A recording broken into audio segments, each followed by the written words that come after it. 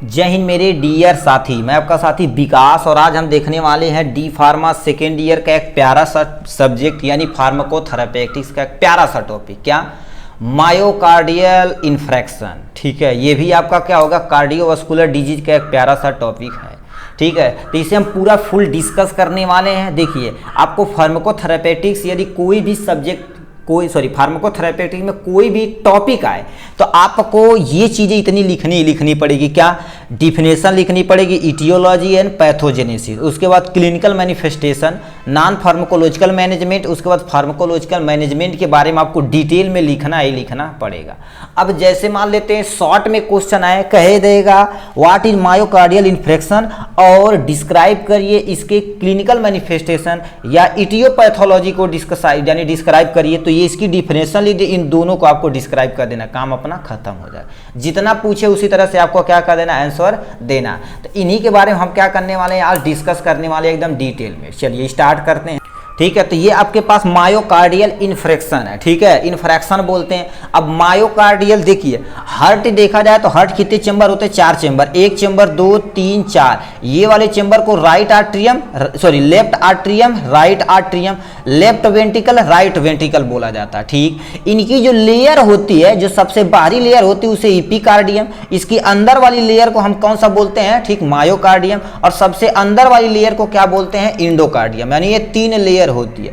Luck by chance ये जो अंदर वाली लेयर है जिसे हम ग्रीन कलर से आपको दिखा रहे हैं, इसमें कोई भी क्या होती है, गड़बड़ी होती है। ठीक है, कोई भी गड़बड़ी होती जिससे क्या हो जाती है, हमारे इसके अंदर इन्फ्रैक्शन हो जाता है, मतलब खराबी आ जाती, तो उसी को हम क्या बोलते हैं, मायोकार्डियल इन्फ्रैक्शन बोलते हैं। ठीक, आपको समझ में आएगा। अब हम अपने टॉपिक पे आते हैं। क्या लिखा है, myocardial infarction is acute myocardial infarction और heart attack is a condition characterised by the death of the cardiac tissue due to the disturbance of blood supply. कहने का मतलब क्या होता है, देखिए यहां पर हमारी हार्ट मसल होती है, तो ये जो लेयर होती है इसमें प्रॉपर अमाउंट में ब्लड की सप्लाई नहीं हो पाती है। जब हमारी प्रॉपर अमाउंट में ब्लड की सप्लाई नहीं हो पाती तो उस कंडीशन में हमारे पास जो कार्डियक टिश्यू होते हैं, कौन सी, मायोकार्डियल लेयर में कोई ना कोई गड़बड़ी आ जाती है। कार्डियक टिश्यू क्या हो जाते हैं, डेथ हो जाते हैं। देखिए लिखा डेथ ऑफ कार्डियक टिश्यू, मतलब ये मायोकार्डियम कार्डियक टिश्यू से मिलकर बना होता।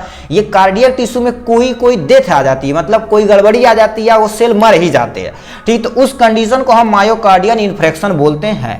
ठीक, अब ये समझ में आते हैं। दूसरा पॉइंट में क्या लिखा, myocardial infarction is a condition in which the blood flow to a part of heart stop और highly inadequate causing that part of heart muscle to die and fail to have the blood pump। अब सुनिए, pump blood कह रखा है, मतलब क्या होता है, मायोकार्डियल एक ऐसा कंडीशन होता है जो ब्लड फ्लो क्या होता है, हार्ट के इस वाले रीजन पे क्या हो जाता है, ब्लॉक हो जाता है। यानी हार्ट जो पंप हो रहा है वो क्या करेगा, ब्लड सप्लाई को हार्ट को क्या कर देगा, स्टॉप कर देगा। हार्ट क्या हो जाएगा, स्टॉप हो जाएगा, जिससे क्या होगा, ब्लड पंप फेल हो जाएगा। मतलब जो पंप ब्लड कर रहा है हार्ट के द्वारा, ठीक है, हार्ट के द्वारा ब्लड पंप हो रहा है, वही तुम्हारे पास फेल हो जाएगा। तो उस कंडीशन में बंदे को क्या आ जाएगी, हार्ट अटैक आ जाएगा, उसकी मृत्यु हो जाएगी। ये सेकंड पॉइंट इसमें बोल रहा है। तो ये 2 तरह के होते हैं। पहला देखा जाए तो क्या लिखे, ट्रांसम्यूरल यानी मायोकार्डियल इन्फेक्शन, और नॉन ट्रांसम्यूरल यानी मायोकार्डियल इन्फ्रैक्शन होता है। ठीक, अब इसके बारे में थोड़ा सा पढ़ लेते हैं। ये कभी पूछेगा तो 1 नंबर में आपका पूछेगा। ठीक है, जैसे करेगा शॉर्ट नोट ऑन इन पे,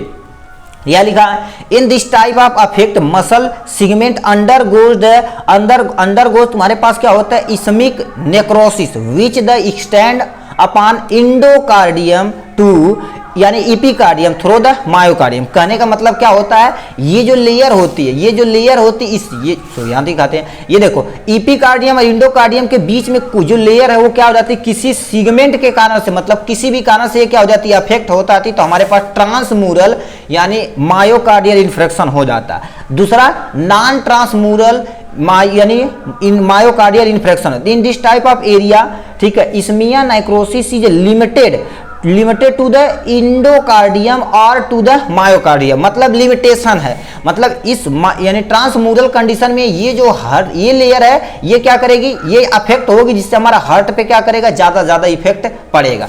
मगर इस वाले कंडीशन पे मायोकार्डियम क्या करेगी, इंडोकार्डियम और इपिकार्डियम और इंडोकार्डियम मिलके उसे क्या कर लेंगे, बचा लेंगे। मगर इफेक्ट जरूर होंगे, मगर बचा लेंगे।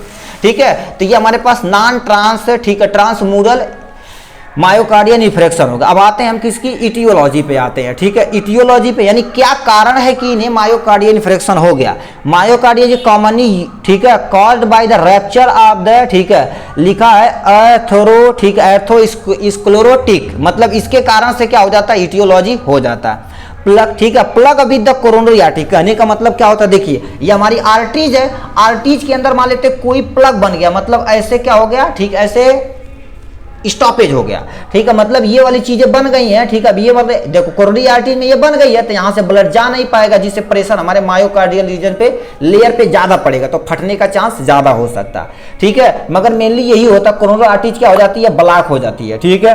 फिर रीजन क्या होता है, वेंटिकुलर, ठीक है, वेंटिकुलर हाइपरट्रॉफी होती है, मतलब हमारे अंदर क्या होती है, ठीक है, यानी देखा जाए तो वेंटिकुलर हाइपरट्रॉफी हो जाती है। कोरोनरी आर्टरीज क्या हो जाती है, वसोस्पाम हो जाती है, मतलब कोरोनरी आर्टरीज क्या हो जाती है, वसो डायलेशन नहीं, वसोस्पाम मतलब ऐसे चिपक जाएगी, जिससे दिक्कत हो सकती है। कोरोनरी आर्टरीज क्या होती है, इम्बोली हो जाएगी, ठीक, और हाइपोक्स यानी हाइपोक्सिया हो जाएगा, यानी क्या हो जाता है, ठीक है, पॉइजनिंग, मान लेते किसी पॉइजनिंग काजेज हो जाए, वैसे बहुत सारा रीजन हो सकता है। देखिए हमारा मान लेते हैं हीमोग्लोबिन, ये किससे, कार्बन मोनोऑक्साइड से बाइंड कर लिया, उस कंडीशन में हाइपोक्सिया हो सकता है, क्योंकि देखिए कार्बन मोनोऑक्साइड एक मीठी गैस होती है और जहरीली गैस होती है।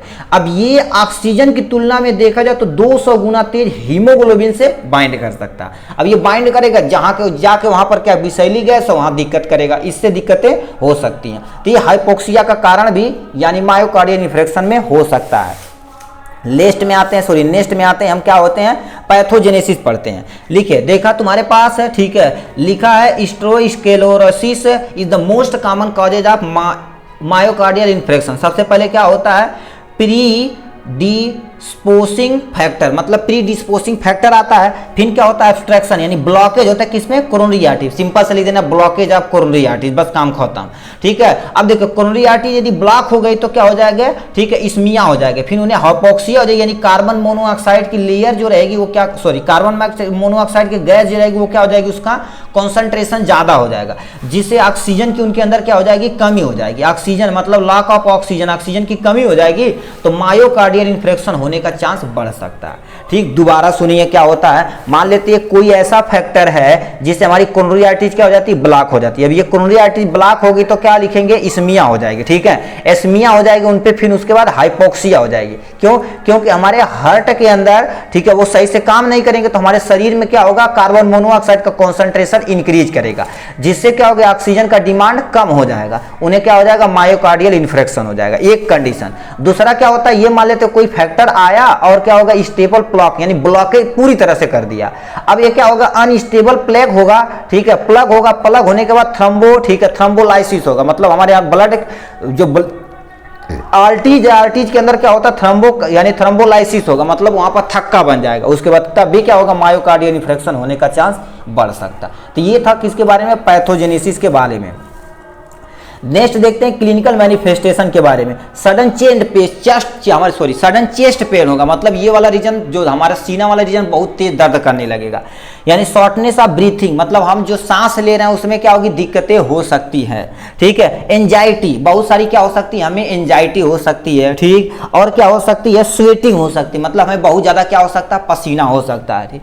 नोजिया एंड वोमिटिंग हो सकती है, मान लेते हैं हमें नोजिया हो जाए, नाक बहने लगे, वोमिटिंग, उल्टी हो जाएगी, क्योंकि ये सब कंडीशन यदि हो तो समझो मायोकार्डियल इन्फ्रेक्शन लगभग हो चुका है, ठीक है। अब आते हैं नॉन फार्माकोलॉजिकल मैनेजमेंट के बारे में। एवॉइड स्मोकिंग, मतलब जो हम क्या कर रहे हैं, सुट्टा बार मार रहे हैं, उसे आपको एवॉइड करना, सिगरेट बीड़ी सब कुछ यानी नहीं पीना है, मतलब पीने उन्हें का मन करे कभी कागज उगज का मोड़ का बना के ऐसे पीट सकते हो, ठीक है। हम तो छोट रहते तो कौड़ा जब बढ़ता था, कौड़ा समझते हो कि नहीं, burning of would, burning of पूरा इज नोन एज कौड़ा, ठीक है। तो वो जो जलता था तो उससे हम क्या कर सकते, थोड़ा बहुत सुट्टा उट्टा मार सकते थे, ठीक है। डाइट प्लान करना है तुम्हें, एवॉइड मीट को एवॉइड करना है, डाइटरी चेंजेस करना, मतलब अपनी डाइट को क्या कर देना, चेंज करना।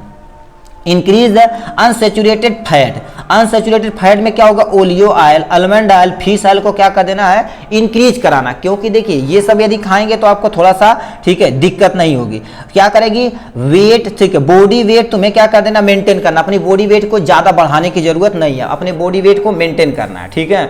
और क्या लिखा, फिजिकल एक्टिविटी, मतलब प्रॉपर तुम्हें आपको क्या कर देना, इसका साइज करना जिससे हमारी बॉडी वेट फिट रहे, ये था इसके बारे में। अब फार्माकोलॉजिकल मैनेजमेंट में आते हैं नीचे, यानी दवा के द्वारा हम कैसे उन्हें ट्रीट कर सकते हैं। फार्माकोलॉजिकल मैनेजमेंट में आते हैं। देखिए MIs treated with the emergency room, मतलब ये जो होता है तुरंत सडन चेस्ट हमारा क्या होगा, चेस्ट पेन होगा तो हमें तुरंत उन्हें क्या करना पड़ेगा, जल्दी से जल्दी उन्हें क्या करना पड़ेगा, हॉस्पिटल के अंदर भर्ती करवाना पड़ेगा। ठीक है, इमरजेंसी रूम में इन्हें क्या करना, भर्ती करवाना पड़ेगा। ब्लॉकेज आर्टरीज को हर्ट यानी heart are treated by the performing a surgical procedure called as the, क्या लिखा जाता है, एंजियोप्लास्टिक बोला जाता है, एंजियोप्लास्टी बोला जाता है। कहने का मतलब तुरंत इन्हें क्या अंदर भर्ती किया जाएगा इमरजेंसी रूम में, और ये कार्डियोलॉजिस्ट रहेंगे वो क्या करेंगे, जो भी आर्टरी ब्लॉक रहेंगे उसे तुरंत वो खोलने की कोशिश करेंगे। ठीक, फिर क्या लिखा है, ब्लड थीनर, मतलब वैसे बहुत सारे ड्रग यानी दवा आती हैं जो क्या होती है, ब्लड को, मतलब जो भी हमारी दवा रहती है ब्लड को पतला कर देते हैं, ब्लड थीनर यानी एस्पिरिन का प्रयोग करेंगे। और दूसरा ये जब इंक्रीज कराएगा ना तो ब्लड हमारा बहुत पतला हो जाएगा, जिससे आराम से क्या हो सकता है, फ्लो हो सकता है। पैराडोक्सा ईटीसी दे सकते हैं। थ्रोम्बो, ठीक है, थ्रोम्बोलाइटिक में क्या होगा, स्ट्रेप्टोकाइनेज और यूरोकाइनेज हम मेडिसिन दे सकते हैं। बीटा ब्लॉकर में तुम्हारे पास क्या होगा, प्रोपनोलॉल हम क्या कर सकते हैं, बीटा ब्लॉकर में यूज कर सकते हैं। ईसीई इनहिबिटर, मतलब तुम्हारे पास क्या होता है, ये जो हमारे पास होता है रास मैकेनिज्म, यानी किडनी वाले रीजन पे ये आएगा लंग्स के थ्रू। ठीक है, ये इनहिबिट करेगा। इसमें कौन सी मेडिसिन आती है, रीमीप्रिल आता है, यानी कैप्टोप्रिल आता है, लोसार्टन आता है। ये सब जो मेडिसिन होती है हमारी क्या कर देती है, ईसी मतलब रास मैकेनिज्म जो होती है, RAAS मैकेनिज्म किडनी वाले रीजन पे, यानी फिल्ट्रेशन की रेट को तेज कर देगी। जिसे फिल्ट्रेशन की रेट तेज होगा तो हमारा जो ब्लॉकेज रहेगा वो सही से साफ हो जाएगा, किडनी के थ्रू हमारा काम बन जाएगा। तो इतना था किसके बारे में, हम किसके बारे में पढ़े, मायोकार्डियल इन्फ्रेक्शन के बारे में। ठीक, तो आज के लिए बस इतना ही, फिर मिलेंगे नेक्स्ट वीडियो में नेक्स्ट टॉपिक के साथ। तब तक के लिए bye bye and take care.